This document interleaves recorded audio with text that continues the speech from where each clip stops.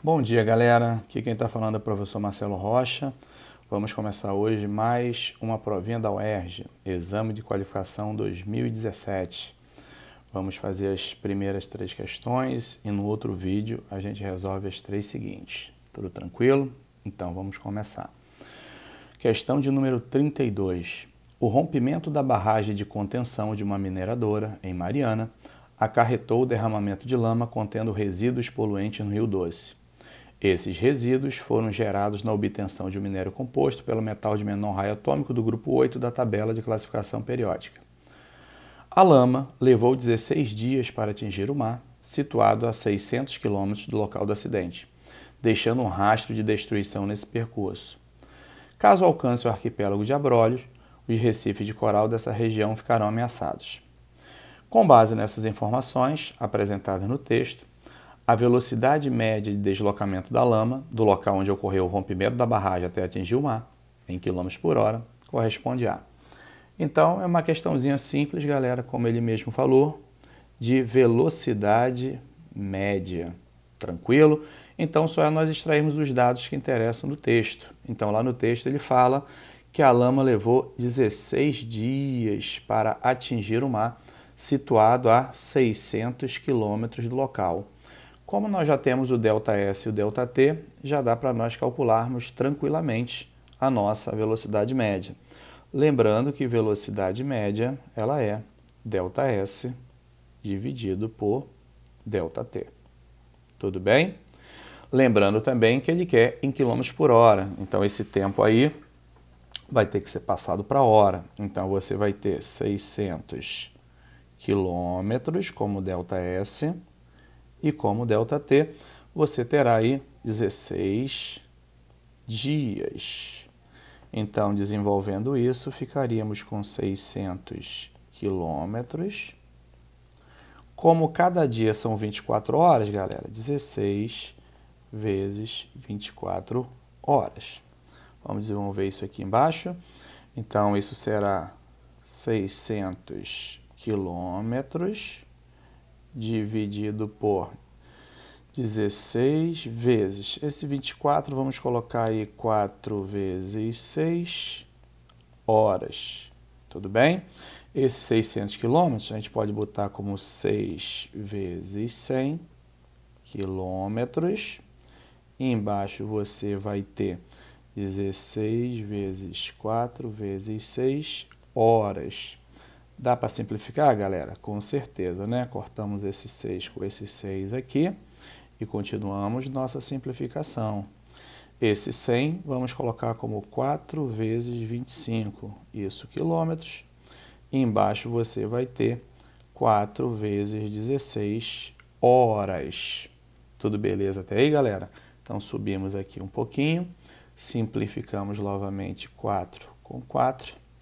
E aí ficamos com uma velocidade média igual a 25 sobre 16, o que dá aproximadamente 1,6 km por hora. E aí nós chegamos à nossa respostinha. Gabarito, letra A. Tudo tranquilo, galera? Espero que vocês tenham entendido essa questão, que ela é bem simples, né? Por aplicação de fórmula. Vamos voltar aqui e vamos para a nossa questão de número 34. Galera, questão 34 de calorimetria, também tranquilo, mas envolve um conceito que a gente às vezes não vê no ensino médio, que é o conceito de capacidade térmica média. Então vamos lá. Analise o gráfico a seguir, que indica a variação da capacidade térmica de um material C em função da temperatura θ. A quantidade de calor absorvida pelo material até a temperatura de 50 em calorias é igual a. Então, trata-se de uma questãozinha básica de calorimetria. Então, a gente vai poder usar tranquilamente o nosso Q igual a M vezes C vezes Δθ. Tranquilo até aí, galera?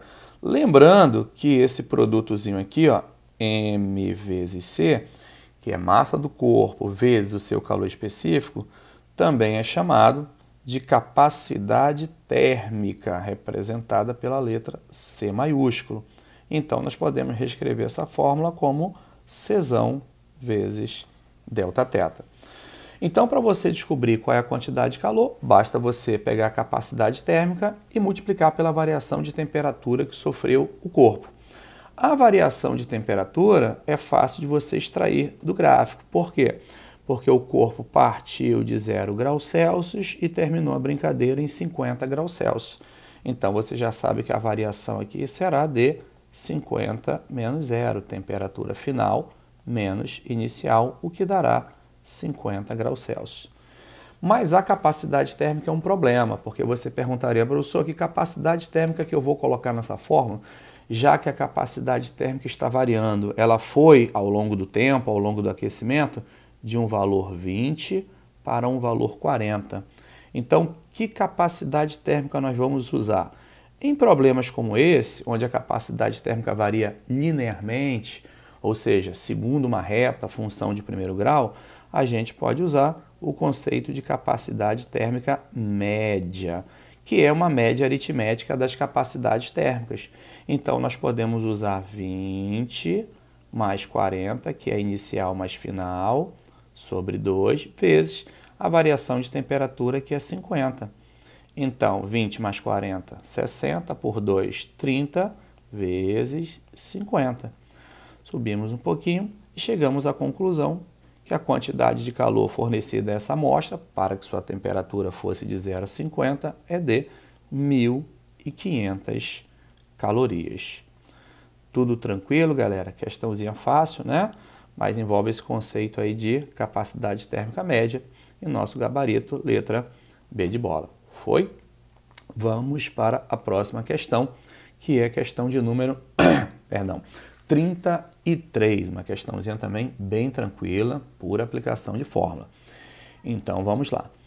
Admita que a distância entre dois eletrodos de um campo elétrico é de 20 centímetros. Então, vamos imaginar que aqui você tenha um eletrodo A e aqui você tenha um eletrodo B, ou seja, pontos do espaço. E vamos imaginar, pelo que ele falou, que a distância entre eles é de 20 centímetros. E ficou torto isso aqui, né, galera? Vamos apagar aqui. Então, distânciazinha entre eles de 20 centímetros. Então, vamos botar aqui um 20 centímetros entre A e B.